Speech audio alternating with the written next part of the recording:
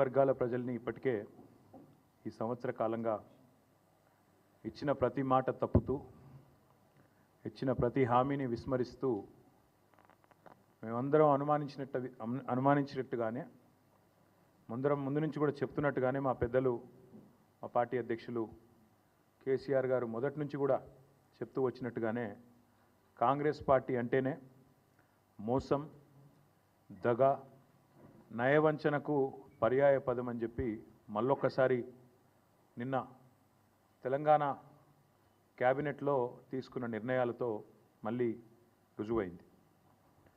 రాజ్యాంగం అమల్లోకి వచ్చిన 75 ఏళ్ల సంబరాల సందర్భంగా దశాబ్దాలుగా కాంగ్రెస్ చేతిలో మోసపోతున్నది రైతన్నలే అనే సందేశాన్ని ఇస్తూ ప్రభుత్వం 15,000 ఇస్తామని చెప్పి 12,000 మాత్రమే అంటూ నిన్న 1,00,000 కండిషన్లు పెట్టి మళ్ళీ ఒకసారి రాజ్యాంగాన్ని అపహాస్యం చేసే విధంగా ఇచ్చిన మాటలకు విలువ లేకుండా జనవరి 26 నాడు రైతు భరోసా పేరిట మోసానికి శ్రీకారం చుడుతున్నది రేవంత్ రెడ్డి ప్రభుత్వం.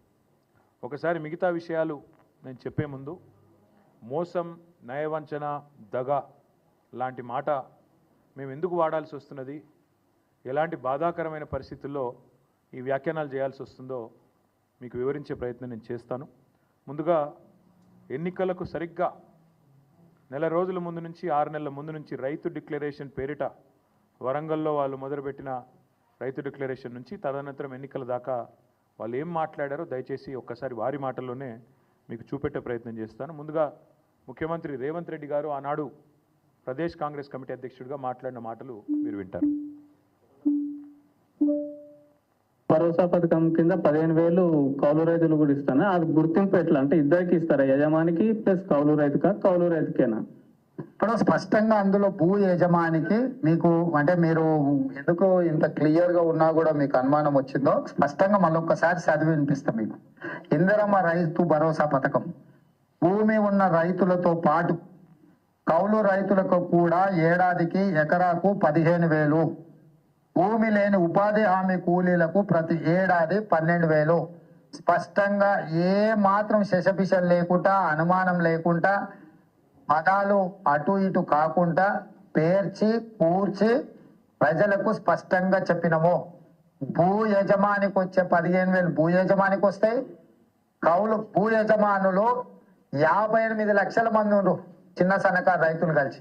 కౌలు రైతు చట్టం తెచ్చినప్పుడు నమోదు చేయించుకునేది 15 లక్షల మంది. ఒకవేళ ఇప్పుడు ఎవరైనా కొత్తగా వచ్చినా కూడా మళ్ళీ నమోదు చేసుకోవడానికి అవకాశం ఇచ్చి చట్టబద్ధత కాంగ్రెస్ పార్టీ చేసింది.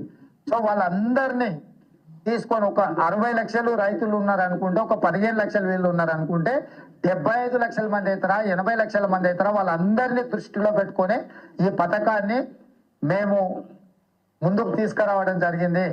ఎలాంటి అనుమానం లేదు. భూ యజమానికి 15,000 వస్తుంది ఎకరాకు, కౌలు రైతుకు కూడా 15,000 వస్తుంది. కాబట్టి వాళ్లకు వీళ్లకు ఎలాంటి ఏమంటారు కాన్ఫ్లిక్ట్ ఆఫ్ ఇంట్రెస్ట్ ఏం లేదు.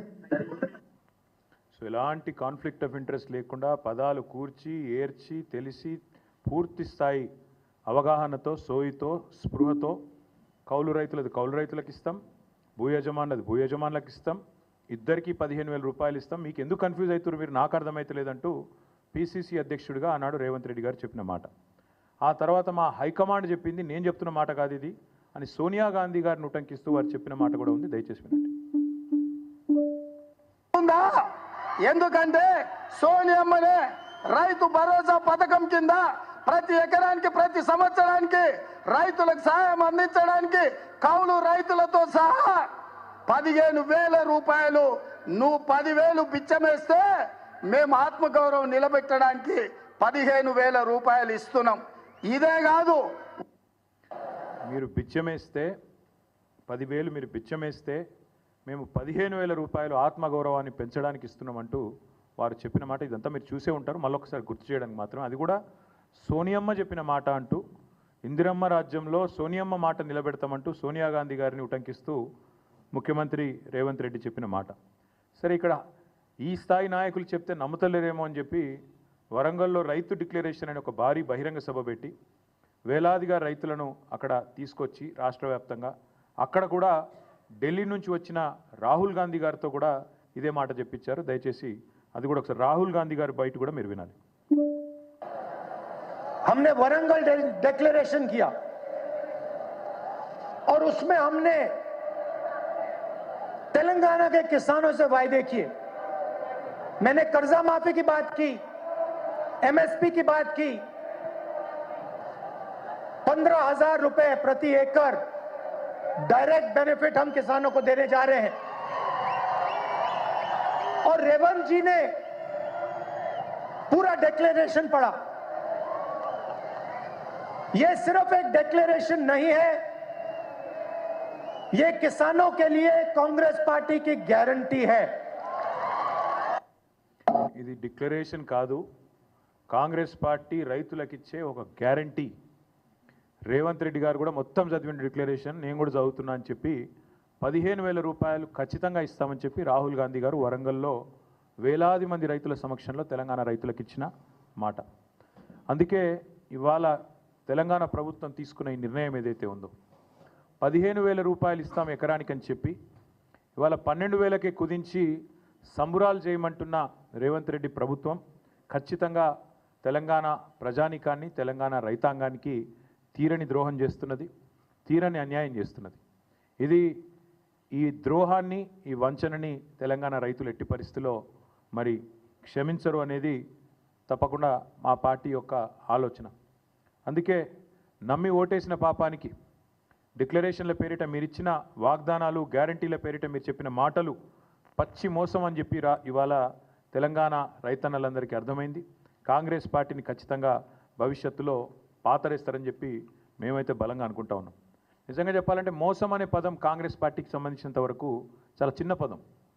దగా, నయవంచన, ఈ పదాలు కూడా నిజంగా చెప్పాలంటే సరిపోవు. డిక్షనరీలో కొత్త పదాలు ఎతకాలి వీళ్ళు చేసిన ఈ ద్రోహానికి.